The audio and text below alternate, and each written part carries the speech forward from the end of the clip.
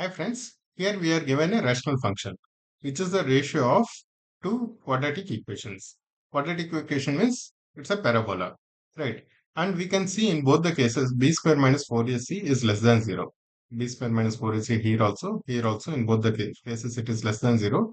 That means they are not touching x-axis. The roots are imaginary. They are above x-axis because the coefficient of x square is positive. Right. Now, then that means this is the ratio of two positive numbers. Now, whether it is 1, 1 or not, if it has to be 1, 1, this ratio should be either continuously increasing or continuously decreasing. Okay. Now, one thing we can know that as x tends to infinity, right, as x tends to infinity, these two numbers will not matter. So, the limit of this expression we can clearly see it will tend to 1. Okay, the limit of this thing we can divide it by x square on all the three places, and then we can still see that limit of x tends to infinity will tend to 1. Okay, now at the same time, when x equal to 0, when x equal to 0, the value of this expression is 30 by 18, right? Value of this expression. Now we can see that whether these two parabolas actually cross or not. When do they cross? When this thing is equal to this thing, x square plus 4x plus 30 is equal to x square minus 8x plus 18. That means 12x is equal to minus 12, x equal to minus 1. These two are actually meeting. Okay, at x equal to 0, this thing is above, but x equal to minus 1, these two are meeting. What does that mean? X less than minus 1, this one will be above. Okay, let us look at the graphs. Okay, x, this one 30, the y-intercept is 30. So this is the blue graph. Okay, and this is the blue one, and this is the orange one. Okay, y-intercept is 18, that is this one somewhere. This is the orange graph. Now, these two graphs, they are where they are meeting when x squared plus 4x plus 30 is equal to x square minus 8x plus 18, whether they are meeting or not. Then 12x is equal to minus 12, 18 minus 30, that means x equal to minus 1. At x equal to minus 1, these two are meeting, that is this point. Okay, and at x equal to 0, numerator is higher than denominator. X equal to 0, blue one is greater than orange one at x equal to 0, and this is at x equal to 0. At x equal to minus 1, blue one is equal to orange one. Both the graphs are equal. What does that mean? X less than minus 1, x less than minus 1, the orange is greater than blue. Right. What is orange one? Orange one is the denominator. Denominator is greater than blue. What does that mean? The ratio here. See, if you see the ratio here at 0, blue one is greater. That means it is greater than 1. Okay, so at 0, it is greater than 1. At 0, it is greater than 1. And at minus 1, it is equal to 1.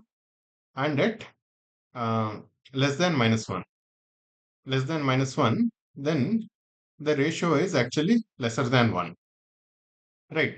So now we can clearly see this ratio, which is less than minus 1, has increased to 30 by 18, which is greater than 1, and then again towards the end of right side, that is when x becomes very large, this again comes towards 1.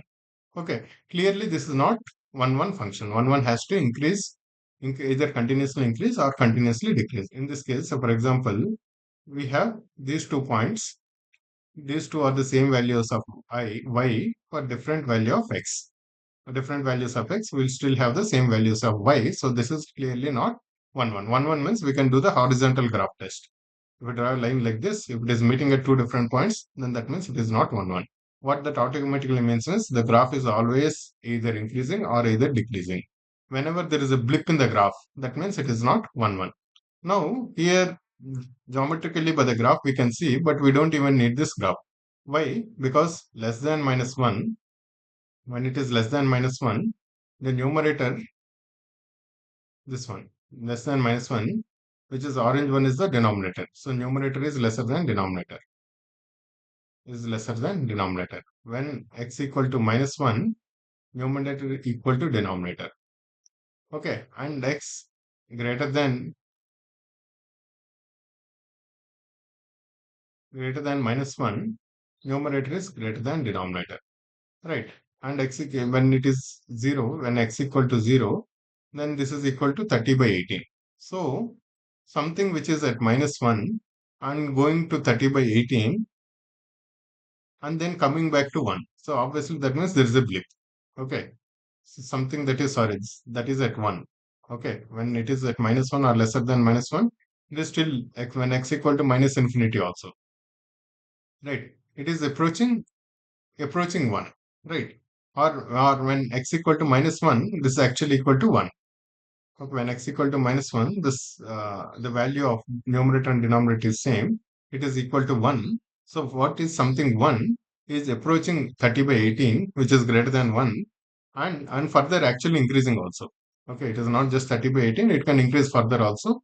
And towards the end, it is again approaching 1. So please understand the graph like this. It was at 1 and then increased at least to 30 by 18, which is greater than 1, and then again it will approach 1.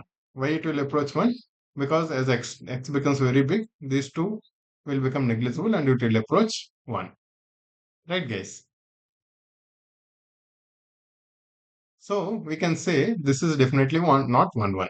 So generally the ratio of quadratic equations, that is not 1 1, because when a ratio of quadratic equations, we generally get a graph like this, a blip like this. Whenever there's a blip, that means it is not 1 1. Okay, guys. Okay, we have drawn the graphs, and even drawing this graph is also not very difficult. We have how to draw the graph. We have to have a vertex. What is vertex? Minus b by a, that is minus 4 by 2, that is the x coordinate, that is minus 2, and c minus b square by 4a, that is 30 minus 16 by 4, right? 30 minus 16 by 4, that is 30 minus 4, 26. Minus 2 comma 26. That is this point. That is this point. And we know what is the y-intercept. Y-intercept is 30. So basically, we have to draw a graph connecting one vertex, take the vertex and connect the y-intercept and extend it. And similarly extend it on the other side also. Basically, take a vertex. One is vertex you want and y-intercept that you want, and then connect the simple curve, and then continue the curve on the other side also. Okay, because the other side is plane mirror image. Similarly, for this graph also, we know which vertex is below. Okay, we know which vertex is below, we know the intercept, and we can connect the graph and create this. Okay, so less than minus 1, one of the graphs is higher, and greater than minus 1, another graph is higher. That means at minus 1 they are equal, and the ratio is increasing at till certain point, and towards the end the ratio will tend to 1. So this reason is sufficient. We don't need to know what is this highest point. Please notice, we don't even need to know what is this highest point, when is this coming, right? But to say whether it is 1 1 or not, we can say as long as there are two different points of x which will lead to the same point of y, same value of y. In this case, we have multiple such points of x which will give the same value of y. So here same value of y, here same value of y, whatever. We have multiple such points. So there definitely this is not 1 1. Okay, for 1 1, the condition is either the graph is continuously increasing. In this case, for 1x, there will be only 1y, or continuously decreasing. In this case also, for 1x, there is only 1y. Right, guys? Hope you understood this. Thank you.